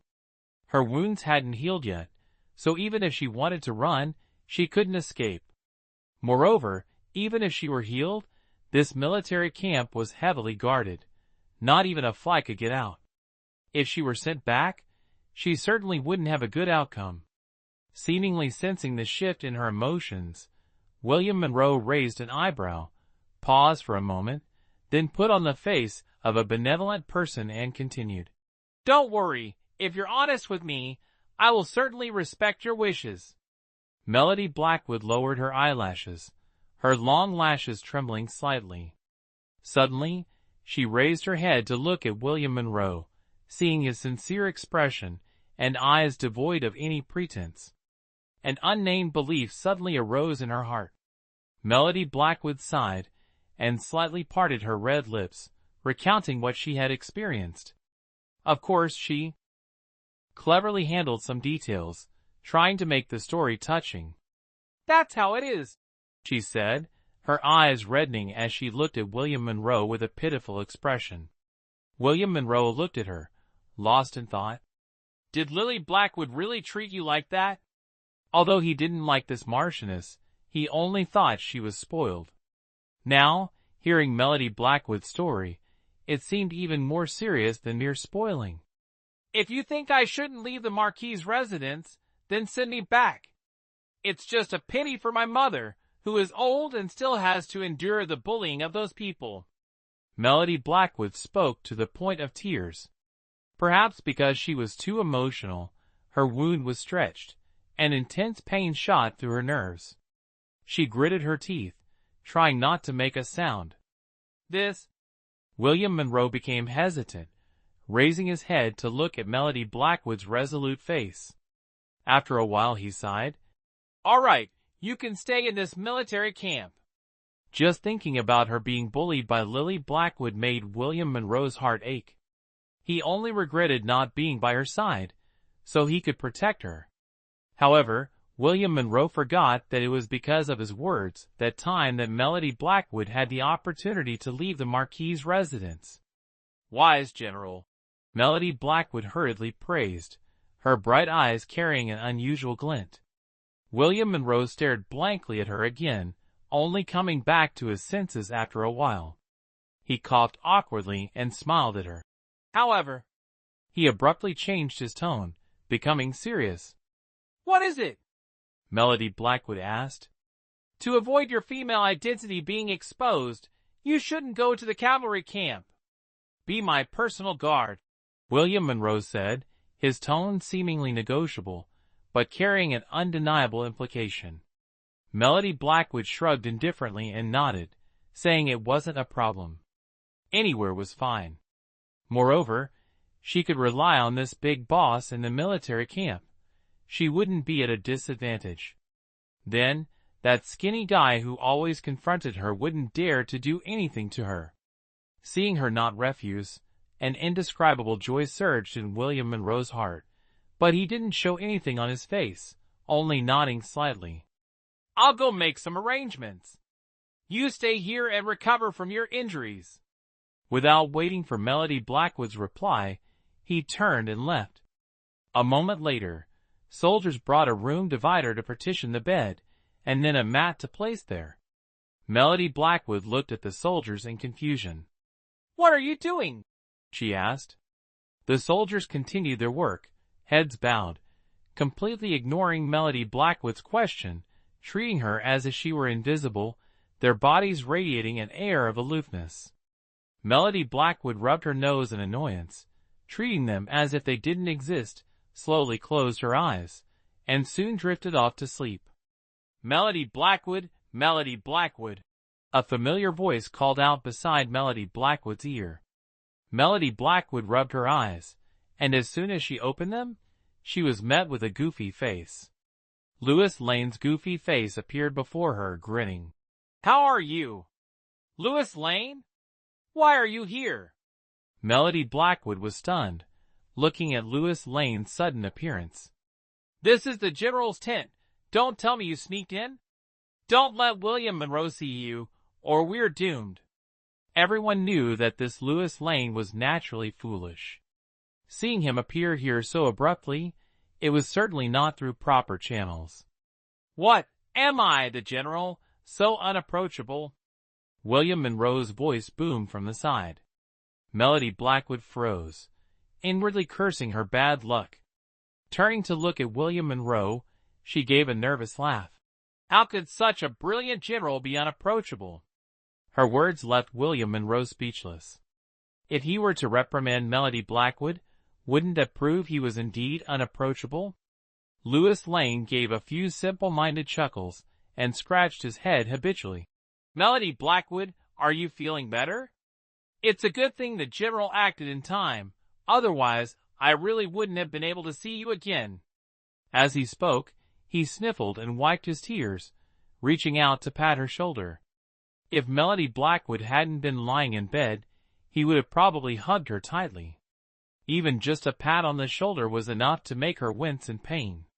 Melody Blackwood groaned, nearly having her internal organs ruptured by his pat. If she hadn't known he was foolish, she would have definitely held a grudge. William Monroe nodded in satisfaction, looking towards Melody Blackwood, waiting for her to respond to Louis Lane. "How's my horse?" she suddenly asked, instead of continuing to praise William Monroe. As soon as she finished speaking, both men were stunned, but Louis Lane didn't think much of it, just shaking his head. "Your horse is loyal to you, only eating food you give it. It hasn't eaten anything since your accident." Hearing this, Melody Blackwood immediately became worried, jumping out of bed. "No, I have to go see my darky." William Monroe looked at the worried Melody Blackwood in surprise, a strange pang of bitterness rising in his heart. He suddenly wanted to know if Melody Blackwood would be this worried if the horse were him. "It's all right, Melody Blackwood, don't worry. That groom said that horse has always been like this, otherwise it wouldn't be so skinny." Louis Lane spoke again, clearly not too concerned. Hearing this, Melody Blackwood became even more anxious, glaring at him as she put on her clothes. "You idiot, that's a blood-sweating steed, 1 in 1,000. If it starves to death, who will take responsibility?" "I will take responsibility," a commanding voice suddenly boomed beside them. Melody Blackwood paused mid-dress, lifting her head in astonishment to meet William Monroe's cold gaze. She swallowed. "How will you take responsibility? That's my precious darky." She didn't think William Monroe could give her another one, and even if he did, it wouldn't compare to Darky.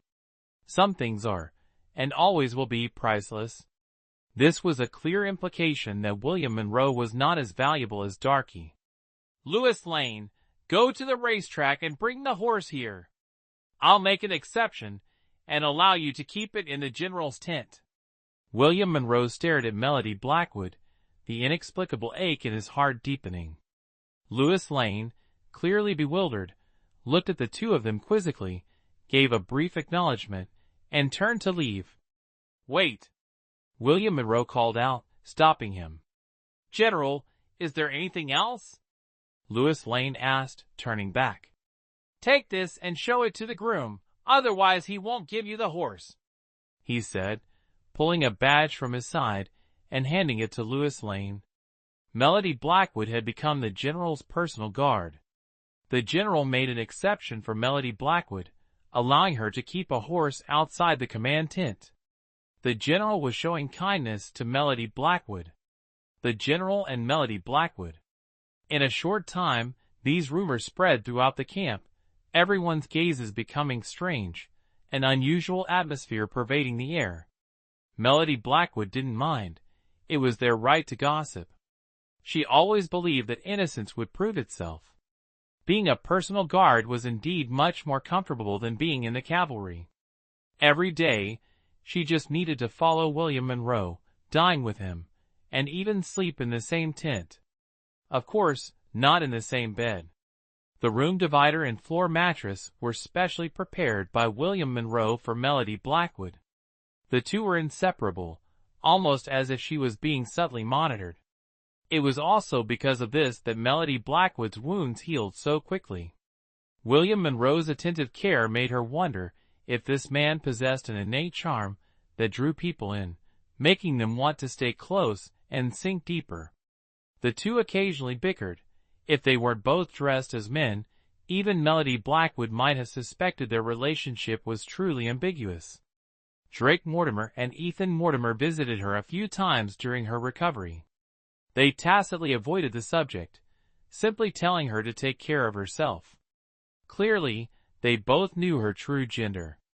As for the skinny fellow, He sincerely apologized, admitting his pettiness and asking for Melody Blackwood's forgiveness.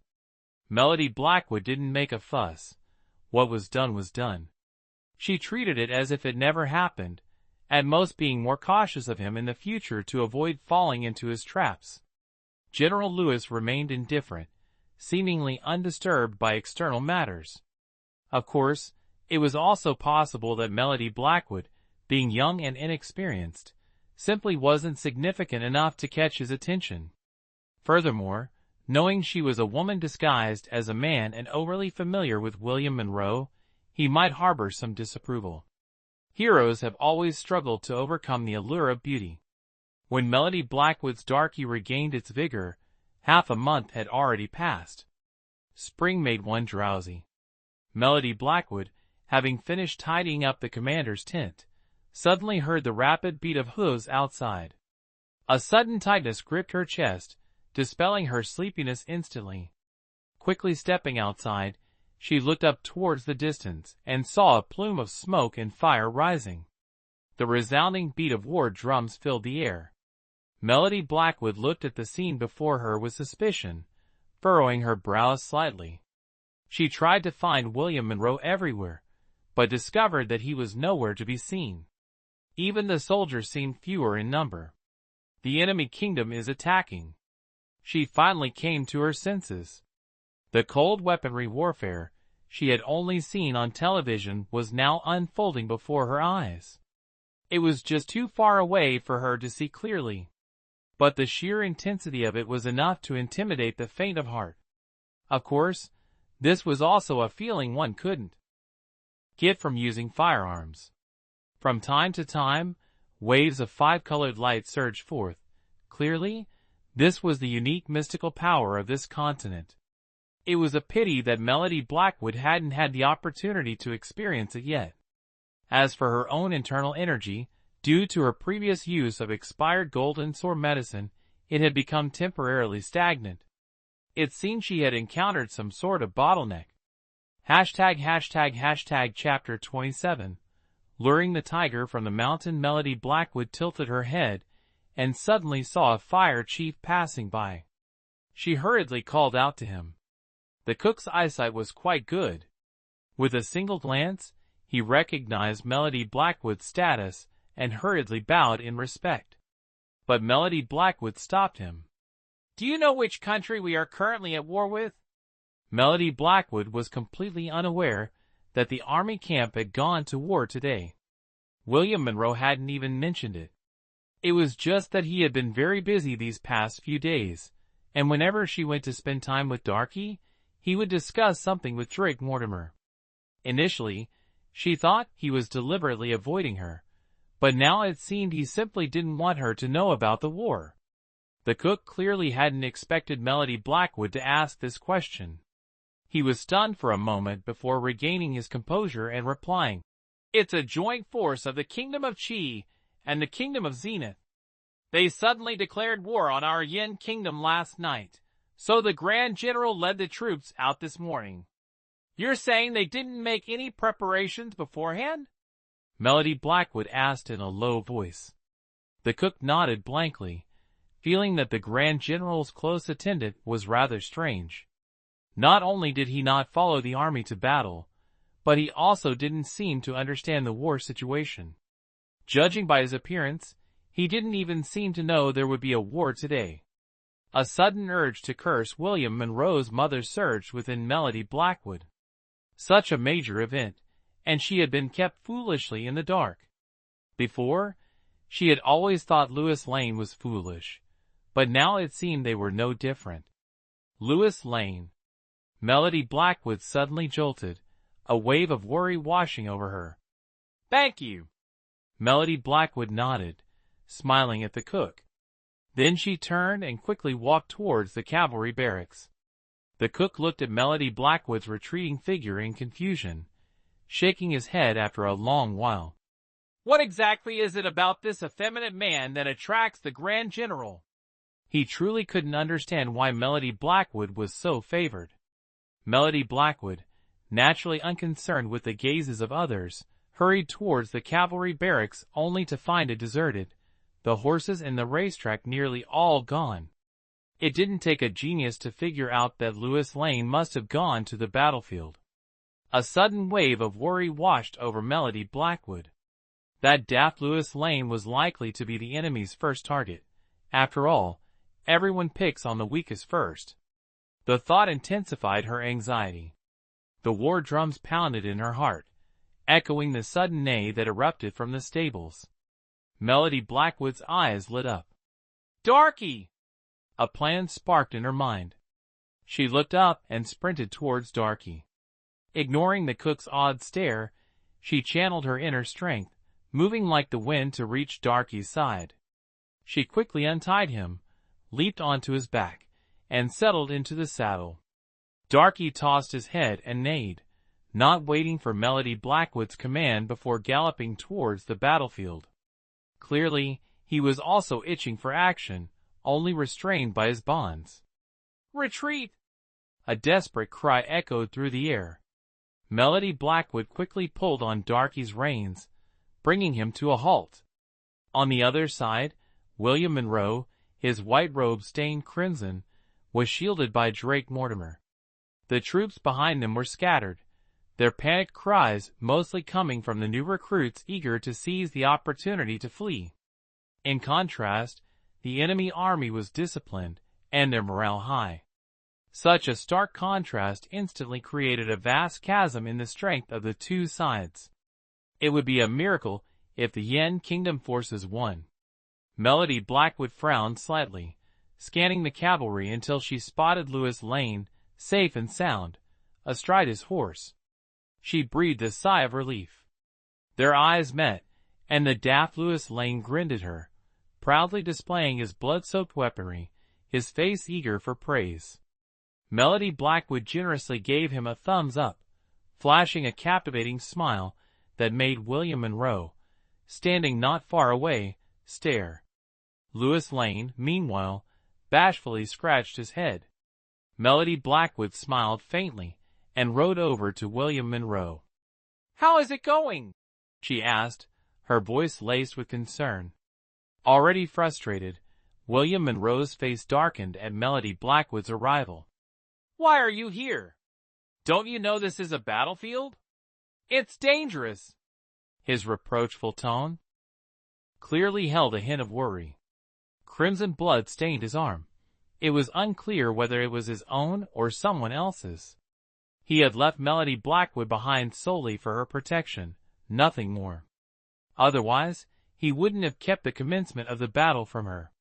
Melody Blackwood looked at him with a hurt expression, turning her horse to follow him back towards the camp.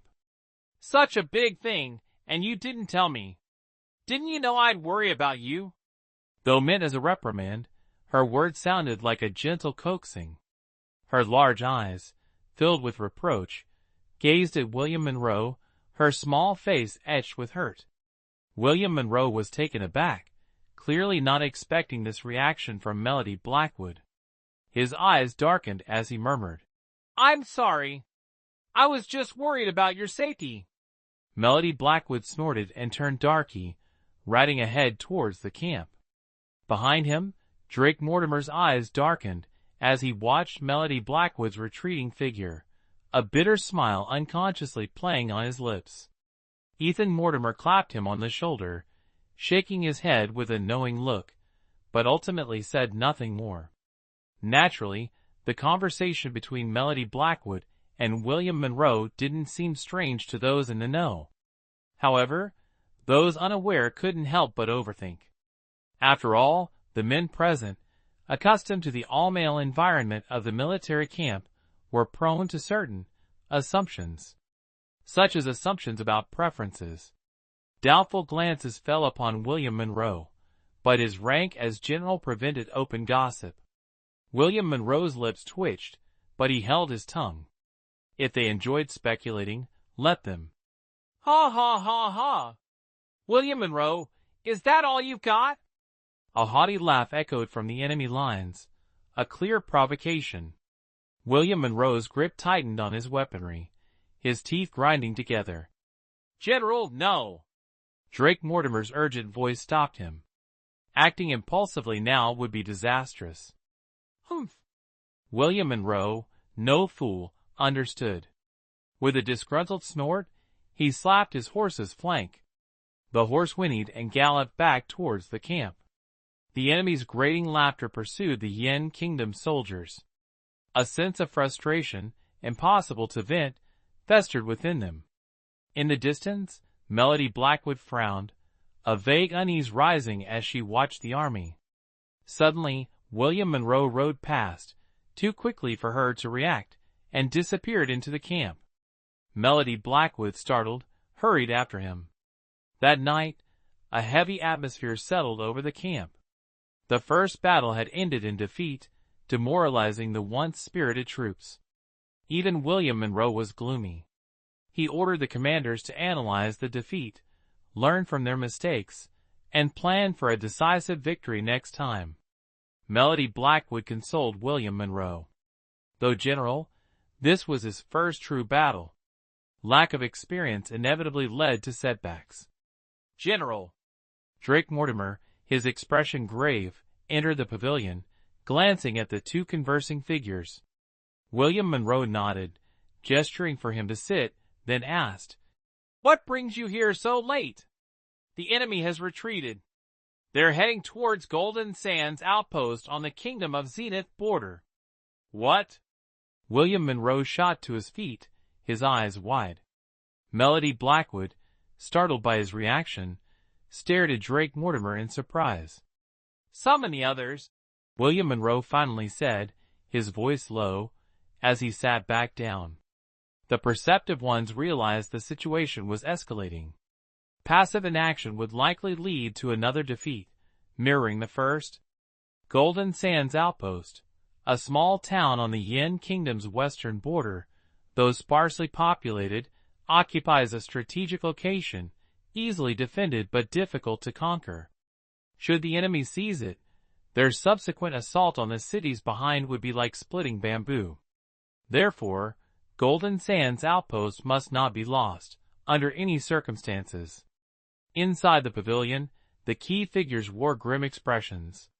The allied forces of the two nations were overwhelmingly powerful. While the Yin Kingdom was slightly stronger than either of them individually, it couldn't withstand their combined might. "Shadow Guard," William Monroe commanded, his voice grave. "Dispatch riders at once to inform the governor of Golden Sands Outpost. They must hold the outpost until our main army arrives." The Shadow Guard beside him hastily nodded in acknowledgement, uttering a quick, "Yes," before turning to leave. "General Monroe, should we accompany them to Golden Sands Outpost?" inquired General Lewis, a flicker of uncertainty finally disturbing his usually stoic countenance. Though a seasoned warrior, he found the current predicament far more daunting than anyone had anticipated. William Monroe, scrutinizing the map in his hands, where flags marking troop movements crept from south to west, with the words, "Golden Sands Outpost," starkly visible, said, "The governor holds the outpost. There should be no immediate danger. Drake Mortimer, you will remain here with 100,000 troops and 50,000 new recruits to defend against a potential enemy ploy to empty the city. The rest of us will take the shortcut. By my calculations, we should arrive 3 days ahead of them. What are your thoughts?" This was the best strategy he could devise in such a short time. The others exchanged glances, their faces etched with worry. Melody Blackwood, standing silently behind William Monroe, found his plan unconvincing. "Perhaps things are not as the general assumes." She spoke, her brow furrowed in thought. Her words immediately drew everyone's attention. Drake Mortimer, however, seemed unperturbed, even offering her a smile, clearly anticipating her perspective. "You're just a female. Close guard. What right do you have to speak?"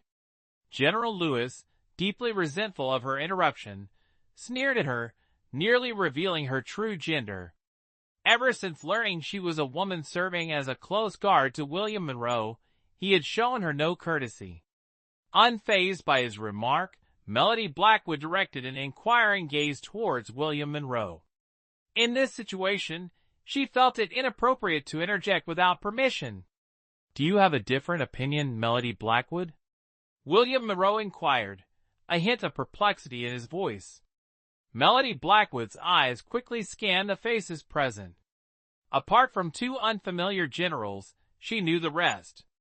With the enemy at their gates, a misjudgment could lead to catastrophic consequences. Clearing her throat, Melody Blackwood proposed, "Wouldn't it be prudent to dispatch a small detachment tonight to scout the enemy's strength and position? Golden Sands Outpost is notoriously difficult to conquer. If I were the enemy, I would choose this location as my target. Moreover, fresh from their victory, they'll be eager to press their advantage, believing it will guarantee them a greater triumph." She voiced her complete assessment, and upon its conclusion, a collective silence fell over everyone present. Truly, Melody Blackwood's analysis wasn't without merit, but assaulting this location wouldn't be easy, perhaps even harder than Golden Sands Outpost. "So you're saying the enemy's show of force is merely a ploy to divert our troops, allowing them to seize this place?" General Lewis's voice was deep, a sharp glint in his profound eyes.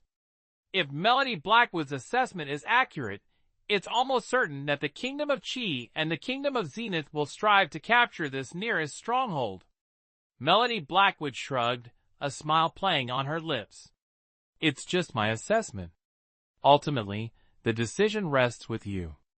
However, everyone present knew of Melody Blackwood's past capture as a spy, so her analysis was met with a degree of skepticism, making it difficult to discern its truthfulness. In this situation, proceeding step by step is best. "Ethan Mortimer, take a small squad and investigate." William Monroe spoke, clearly finding some logic in Melody Blackwood's words. Ethan Mortimer nodded, rising from his seat. "I'll go at once." With that, he smiled at Melody Blackwood, and she realized just how captivating his usually cold features were when he smiled. Returning his smile, she lowered her head, only to meet William Monroe's displeased expression. Melody Blackwood gave a strained smile, and obediently stood behind him. Discussions continued late into the night. After everyone dispersed, an awkward silence settled over the general's tent. Melody Blackwood gave a couple of forced laughs, hoping to lighten the mood, but William Monroe remained stony-faced. He glanced at Melody Blackwood beside him, snorted coldly, and then returned his attention to the maps and notebooks on the table. Melody Blackwood stood there with an innocent expression, muttering, "Strange," under her breath. Looking back at the serious William Monroe, she thought for a moment, then sighed and poured him a cup of water. "You've been busy all day. Have some water," she said, placing the cup on the table regardless of whether he wanted it or not. "Do you know where you went wrong?" William Monroe's voice was low and muffled. He slowly lifted his head from the table, glancing at the steaming cup of water, his cold face radiating an icy chill. Melody Blackwood offered a wry smile, taking a step back before shaking her head innocently. "I was merely concerned for Yin Kingdom, so I overstepped and spoke out of turn. If the general feels I erred, I won't interject next time." She hastily offered her assurance, fearing William Monroe's wrath. Your analysis was quite accurate." He didn't deny the validity of her words. Hearing this, Melody Blackwood felt a surge of curiosity, her questioning gaze meeting his. "You came to the battlefield without my permission. Don't you know how dangerous that is?" William Monroe roared, his eyes blazing with anger, clearly deeply irritated. Melody Blackwood couldn't help but flinch, taking a step back before realizing that William Monroe was, in fact, the one at fault, yet he was shifting the blame onto her. Thinking this, Melody Blackwood immediately became imposing, a cold smile playing on her lips. "The enemy has invaded, and I'm the only one hidden in the shadows in the entire camp. Since I'm a part of this, is it wrong to go to the battlefield to defend the country? Is it wrong to worry about your safety and come to check on you?" The more Melody Blackwood spoke, the angrier she became, raising her head to look directly at him, her face full of righteousness. William Monroe was rendered speechless by her words, only able to glare at her. Melody Blackwood snorted coldly, hands on her hips, striking the pose of a shrewish woman, ready for a fight. I was just worried about you. I promised you could stay, so naturally, I have to take good care of your safety. He smiled faintly, his tone much gentler than before.